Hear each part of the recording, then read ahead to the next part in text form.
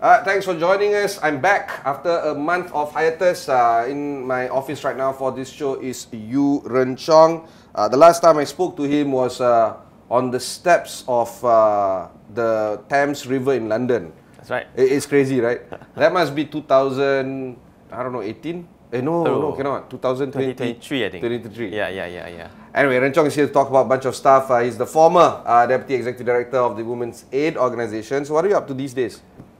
I'll do a bunch of things. So I stopped being full-time with WAO in about 2022 when I went over to do a master's degree, and that's why I was in UK at the time when you were there. You're being humble. You're doing he did his master's degree at Oxford University, right? That's right. Master's in Public Policy Research. Sorry, for a moment that you scared me. You don't even remember your master's. I did too, you see, so I was a bit confused. Oh my god, the level of humble bragging you're doing is crazy. So, macam mana belajar dekat Oxford? Senang ke, susah ke, best ke, tak best ke? Senang ke susah? Senang in a way because I felt the student support was quite okay. The community was quite good, right? Very strong, right? So you get lots of perks and support lah from the university and in particular the department, depending on your department. Yeah. But of course, challenging because to do any kind of master's degree anywhere, you're sort of it's different from doing like bachelor's or of course in school where you're much more guided, and this one is you're sort of a bit on your own and you get to figure it out. So. But anyway, the reason why I wanted to have a chat with you is because of the recent talk that you gave at the World Bank event, talking about gender equality, gender studies, some evaluation in terms of how women need to take a step back from the workplace to build a family, and then the re-entrant of them back into the workforce. This is consistent with the work that you did before with the WAO, and of course who you are as a person, because you're rather clued in terms of the equity notion of how we need to build a better workforce. What would be some of the big takeaways that you had from that World Bank report and that World Bank event? I think the biggest takeaway was two things. So one is we are still grappling with lots of the challenges that the country has been speaking about for 10 years. And biggest of which is this idea of how can we make the workplace, environment, whatever it is, more equitable so that more women can, if they choose to, can work. And I think people are interested in this for many reasons. So from an individual point of view, or even from a family point of view, you're interested in it. Why? Because you want what's the best for yourself. You don't want to be in a situation where, actually, I would like to work in this field, or I would actually like to work, but I can't because of XYZ reasons. And oftentimes it's the wife or the woman who's the one taking a back seat. Yeah. So from an individual family point of view, you can see why people will be interested in this question. But really, this challenge really kind of took prominence when the government sort of realized, hey, actually, if we can get more women to work or work more, then that'll benefit the country. Yeah, the productivity increase. Exactly, it'll benefit the economy. And then World Bank, many years ago, came up with that stat that was also cited at the event, saying if we can remove all these barriers for women to join the workforce, then the GDP can grow by 26%. And they cited that again. That's an old stat. It's something that World Bank has been saying, since maybe 10 years ago or so. And so that number really, I think, has mengujakan something in the government, and that's why the policymakers are also quite interested in the question. So one of the things that struck me was, these reports that we're doing and so these new studies that are coming out, these are really important. And they also they tell us a bit more fine-grained insights into the problem, but fundamentally we're still kind of grappling with the same issue since many years ago. And then what I find interesting also is that there is little to no income disparity between the skills being presented at the workforce between men and women in Malaysia, as opposed to other markets where the woman makes 70 cents to the dollar. We don't see that in Malaysia. But we do see the discouragement of women once they leave the workforce to build a family and they re-enter, they lose out to their peers. Unless it's one of the more progressive companies and they allow the women to return back at the similar level of how they left.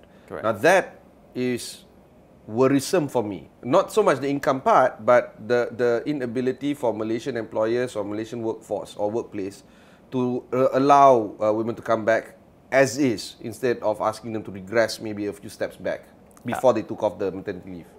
Yeah. So I think a couple things. So one is, you're right in the sense that the gender pay gap, at least as far as the data that we have, you know, maybe the data could be, who knows? But from the data that we have, it shows that there is a gender wage gap, but it's not, say, as you said, it's not 70% of, it's in terms of women who works versus men who works, the gender wage gap is there, but it's not the biggest challenge, I would say, in this country. Of course, if you're making less than, then you have a right to be upset. But in terms of what sort of people tend to focus on for Malaysia is this idea of labour force participation. So what does that mean? It means just fewer women of working age. So your adult woman versus adult man, 8 in 10 of those men will be working, whatever job it is. For women, that number is maybe 5 or 6. So 5 or 6 women of working age will be having a formal sector full-time role versus like sorry, this is consistent with the 13th Malaysia Plan, where the Prime Minister last week presented at the Parliament that RMK13 has set women participation of 60% as opposed to 55%. That 5% addition sounds like a big deal, and I think it is. But do you think the reality is as such where it's going to be very hard to implement if done, even if it's done deliberately over the next 5 years? It will be hard to do, but at the same time, it's definitely not impossible. The reason is, I mean, the simplest counterfactual is sort of, you can imagine, is like, why other countries, most of them are doing much better than us, and we cannot. It's just something so strange about Malaysia that we cannot reach that level. So we're quite, this 55% labour force participation rate for women is quite low compared to most places so we're among the lowest in that sense. So there's nothing fundamental that we have to be that level.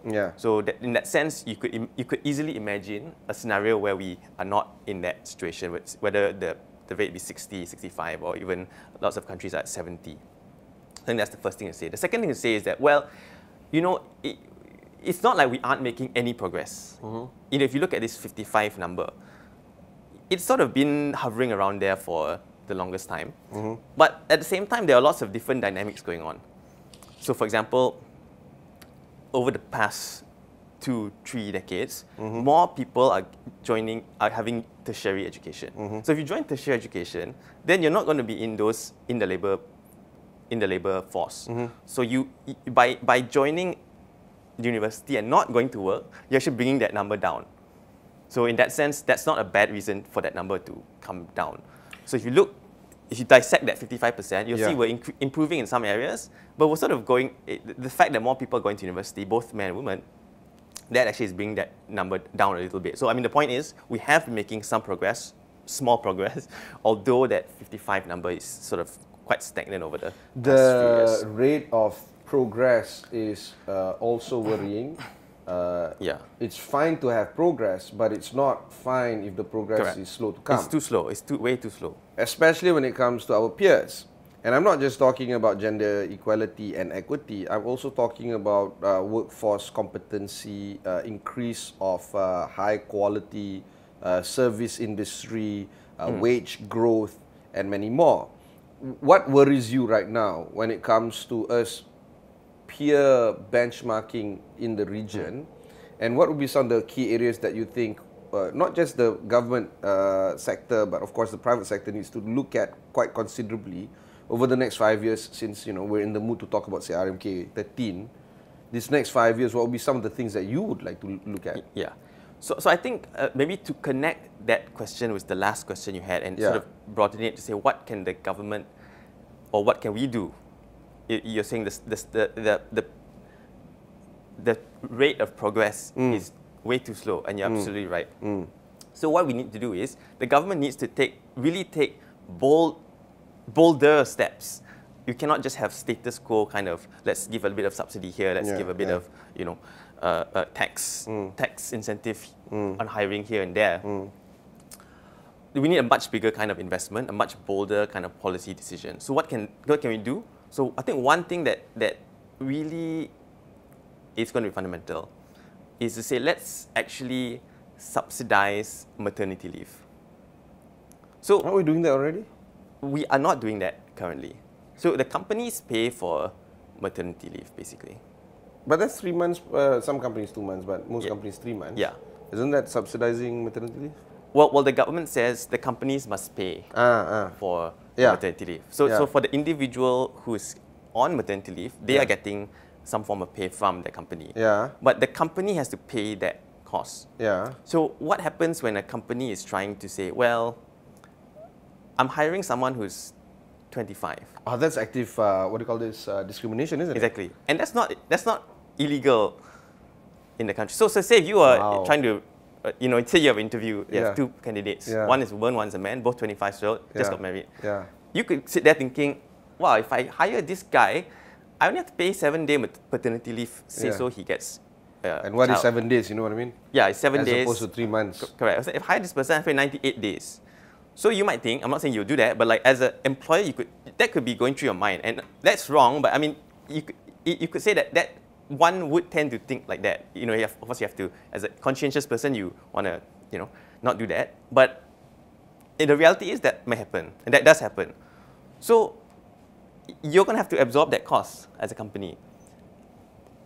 You're suggesting for the government to absorb that cost on behalf of the company? It doesn't have to be the whole cost, but it could be some kind of subsidy. It could be some kind of mechanism that does. So it could be like a social insurance type thing.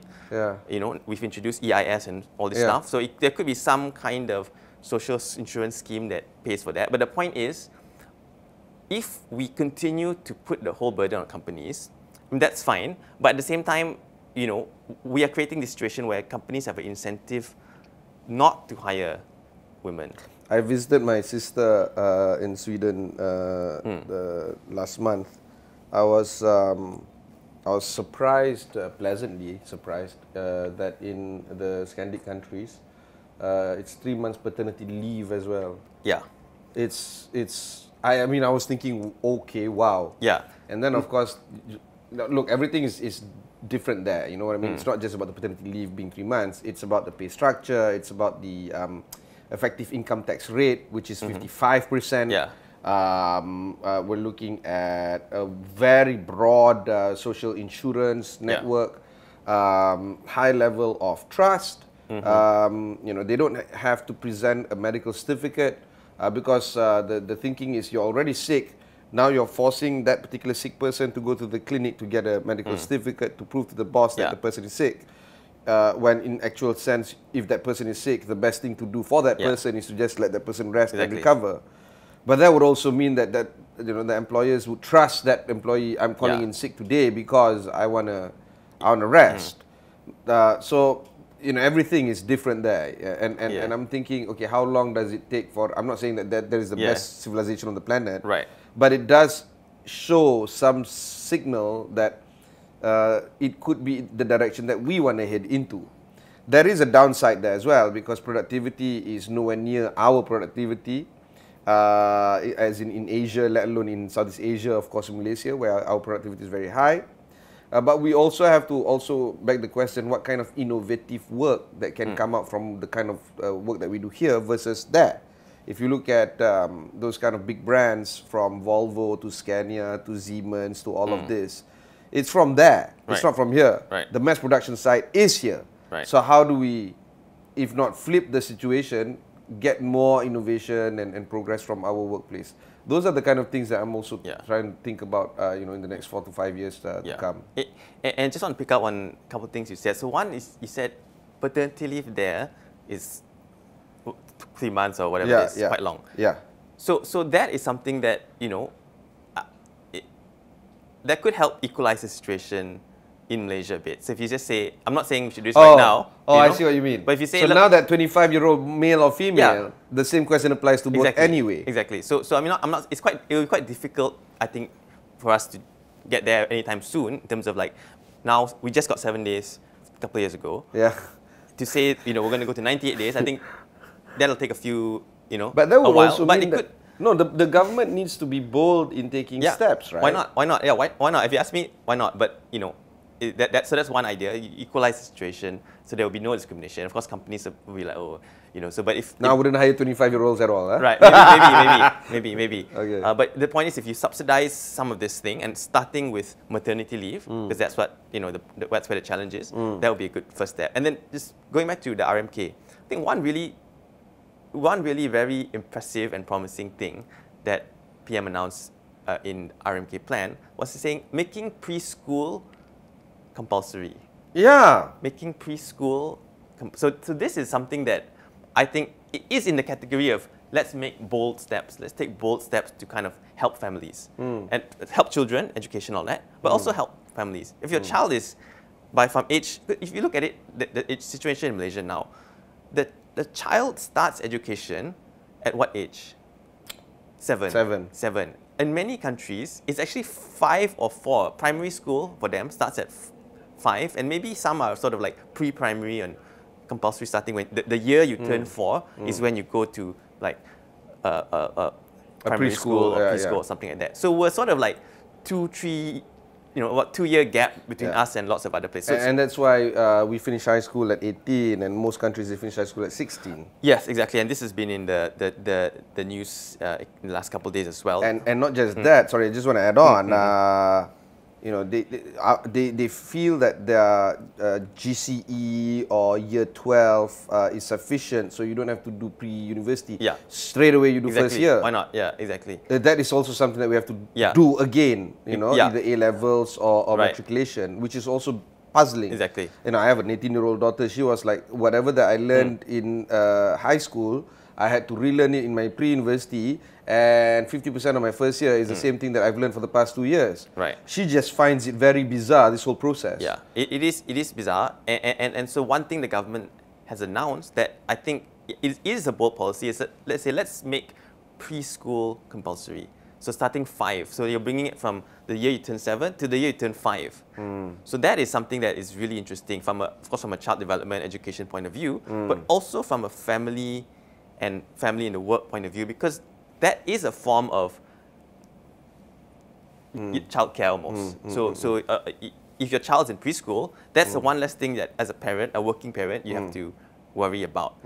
Of course, there's the years between that, 0 to 4, that is, you know, the biggest challenge. So when your child is born till your child is age 4, what are you going to do there? That's where women sort of drop off and sort of do not really re-enter. But to say let's have preschool 5 to 6 be mandatory, that is a really good step, and hopefully that can sort of be. We want to start thinking about that 0 to 4. Maybe not say compulsory, you know, but how can we ensure that all families, if they want their kids to go to, you know, if they want to work and they need someone to take care of their kids, have an option for childcare from 0 to 4. So thinking of things like, hey, you know, KEMAS. What do you call this framework? Ministry of, the Ministry of Rural Development, KEMAS, they have these very low-cost government-run childcare centres that people can go to. So why not expand this a bit more, or you know, roll out even stronger government subsidies, for example, for childcare, things like that. But I think the idea that preschool is going to become mandatory, that is a big step. I think all this wraps around the whole idea of the 13th RMK talking about increasing the Human Development Index, or the HDI, especially in the realm of education, healthcare, and standard of living. And we know that the Human Development Index is looking beyond the measurement of GDP. It looks at the overall progress of the country. We know that it's measured by trying to understand the ability for women participation in the workforce, how early or late the education process starts for a particular citizen. Do you think that these are all heading in the right direction, and it's nice to have in a policy document, but what about execution? Are you worried about that? Because here's something that I picked up yesterday when I attended the tax conference by the Chartered Institute of Tax Conference Malaysia. In China, you have one government, many policies. In stable democracies like the US, you have many governments where you have one policy. For burgeoning or maturing democracies like us, we have many governments, many policies. So in the end, you might not see, 13th Malaysia Plan come to fruition because the new government that might come in, this changes everything, and everything is, turned out of whack. Is that a serious concern that you're looking at? I think the issue of implementation is definitely something that we need to be concerned about. Well, not necessarily concerned, but that needs to be a question that we have in our mind for sure. I'm not just saying for Malaysia, but most countries, this will be the most developing sort of countries, this will be the case for sure. In terms of the question of government changes and will that sort of put everything into whack, hard to say because we just don't have that much. It happened a few times, but there's COVID and all this, so it's hard to say whether a change in government will necessarily do that. I think the one thing to say about sort of the different actors involved is at a policy level, it's not clear that they will have huge differences. So take the example of preschool. It's not clear to me that, say, some other government comes into power, they're going to say, hey, we don't like preschool, and then scrap it. So it probably more likely to be like, okay, that seems fine, let's just do it. I mean, they might change a few sort of like tweaks. Yeah, they might tweak things around that, but of course there may be other issues where they are more sort of value driven, and that they may overturn things like that. But for the most part, these things are sort of things that anyone can agree with. So in that sense, I think it's not so ideological. Of course, the other issue that I sort of think about is sort of just the question of competency. Do we have people who are sort of competent enough and sort of like, interested enough to actually go about doing those things? Isn't this a chicken and egg argument? Because you want to create competent people, but you're not too sure if you have enough competent people to make other people competent. That's true. Yeah, that's true. So that's the question that does, like it revolves around your... Yeah, a bit. And then I think a third consideration I have is that it is the civil service, and I think we do have pretty competent people in the policy making parts of government. If you look at some of the ministries that will be responsible to implement some of these things, Ministry of Finance, the Ministry of Economy, or EPU, or whatever that thing is, like very competent people. So in that sense, those people or that institution will remain. So that's another plus in our favor. But yeah, it's also up to the people to kind of be like, hey, one thing that I think people need to we need to talk about more is the fact that now in Malaysia, we sort of are a democracy somehow. Before 2018, we had elections and all that, but if you look at this index of like we have elections and all that, but somehow we never don't feel exactly we never, the government never changed before 2018. So in that sense, we weren't really a real proven democracy, but now we sort of are. Like our neighbors down south in a small island. Yeah, I mean they are democracy, but like it's like if you look at these like political science, will have this index and all that. So if you look at the index for Malaysia, suddenly we're like and we can change governments and prime ministers peacefully. Yeah, exactly. That's just bizarre, right? Exactly. I would have never, growing up, there's only one prime minister that I ever know of, right? Yeah. My children is like, they lost count on the number of prime ministers that we've had. This is a bizarre moment. It is bizarre, but that's something else that I think is a tick in our favor, because the government's announced all these things, and all of a sudden your voice matters way more than it did before. Yeah. So just very recently at that, just eight years ago. Very recently, and so it's up to citizens and it's up to groups, interest groups or NGOs to latch on to all these things. But hey, didn't you say we're doing this? What's going on with this? Let's scrutinize. Also, more rights to the states as well as the wilayah. That's why Sabah and Sarawak are making bolder requests and asking for the kind of covenant that is contained in the constitution to be honoured. Yeah. That's part of the. Do you see this as a weakening of the state or the federation, or do you see this as a strengthening of the nation as a whole? I mean, I think there are two perspectives on this, right? So one is to say, isn't it better or even fairer if we pool all our resources together, so that the central government can then dish it out and sort of give it out. So is just because your state have X resource, does it mean that you get to keep all of it, or is it fairer to distribute? I mean, it is called a federation after all. Yeah, so that's one kind of perspective. But I think for us, there's also an issue of would things just run more smoothly and be more effective if things are a bit more localized? And so not even the state level, but even cities or municipalities or whatever it is, where I think most people would say, well, aren't we a bit too centralized in that aspect? So what authority do citizens or penduduk of a city have with regard to their own city, their own sort of municipality, town, or whatever it is? So that is a sort of, I mean, whether anything's going to change in the near term, not sure, but it is something that I think would be of help for us. So those three considerations that you shared, in terms of the competency of people, the maturing of us becoming as a country in a democracy and so on, do you feel that if I were to ask you just three things, right? Are we heading the right direction? Are we kind of neutral, or are we heading in the wrong direction? Where do you think we are going at right now? I think there are two stories again. So the first story is, in general, I would say, maybe I'm a bit of an optimist, but in general, I would say we are. And that's not a bad thing. Come on, don't apologize for being an optimist. Yeah. I mean, in general, I would say lots of things are heading in a good direction, I think, and mostly because we see what people call like a democracy backsliding in the world. Yeah. Okay. And I don't need to give you examples. Yeah, of course. Anyone can imagine that. Ask 10 people and 11 examples can be given. Yeah. Yeah. But and in this global context, actually Malaysia is bucking the trend a bit. So we were less democratic 10 years ago than we are now. We're more. Strange, huh? Yeah. So in that sense, I'd say memang Malaysia boleh lah. We're sort of, in that sense, we're good. And if you just look at how vibrant the discourse is, it's. I mean, I can barely remember. It's just a different world.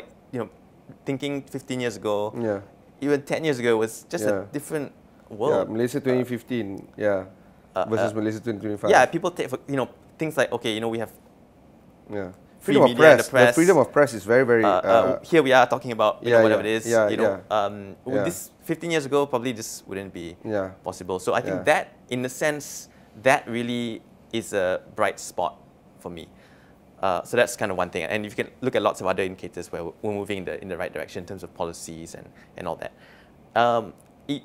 What I am concerned about is sort of like treatment of minorities or sort of certain subset of issues that are deemed a bit sort of not what the mainstream people kind of agree with. In those areas, I think we're kind of going into more dangerous territory, I would say. Got it. Final word. What do you intend to do for the rest of the year? What are the things that you're up to? Some of the projects that you want to share with us? Well, I would say maybe if I can focus on one thing. So there has been some. So in addition to some of the other work that I'm doing, I'm also a part of this tribunal called the Anti-Sexual Harassment Tribunal, or Tribunal Anti-Gangguan Sexual. And this is a tribunal that the government set up to hear complaints about sexual harassment. So when we talk about kind of like workplace and economy and all that, you know, one sort of important thing to talk about also is like people's well-being at work. So if people are not in an environment, work environment that they're comfortable and that they can sort of thrive and they feel safe and they feel, you know, unbothered, then that's going to affect, of course, their well-being, but of course, productivity and so on. So sexual harassment is actually a big problem in that regard. And you know, you can look at different prevalence studies and all this. So it's quite a big problem in Malaysia, sexual harassment. I mean, everywhere it is, but in particular Malaysia, lots of mostly women do face sexual harassment at work and in other places. So one thing that NGOs and policymakers sort of got together and said, let's, you know, do something about this, is to create policies around sexual harassment. And one of these policies is the Anti-Sexual Harassment Act, which created this tribunal. So what is the tribunal? Basically, if you have experienced sexual harassment at work or anywhere, but even if it is at work or in a workplace setting, you can actually make a complaint to this tribunal. And the tribunal will then, you don't need a lawyer, you just pay 30 ringgit as a filing fee. How do you make a report? You go to the Ministry of Women's office, or you can call them Talian Kasih 15999. No lawyers, just, you know, within 60 days your case will be finished. There'll be a panel of 3 persons hearing your case. One of the persons must be a woman, so there'll be some gender balance within your panel. And the panel or the tribunal wouldn't really care who is the accused person. So you might think, if you're in a company and maybe your manager or supervisor, or even the owner of the company or whatever it is the one you're accusing, you might feel like, oh, a bit challenging like this. I mean, you can try, but you know, but the tribunal wouldn't really care who they are. It's just, this thing happened and what should we do about it? That's sort of the thing. So that's, I guess, one thing that I would sort of put out there to say that, you know, if you all are, anyone is experiencing sexual harassment, you can look into this thing called the Anti-Sexual Harassment Tribunal, and you can bring your case to the tribunal to hear and to decide upon. Thank you very much. That's a very interesting conversation to be had. Yu Ren Chong, long-time friend. Maybe we can do this a lot more frequent. Sure. Instead of once every 3 years or something. Sure. If you missed out any part of this interview, just head on to astro.com, find out more information there. Catch you in the next one.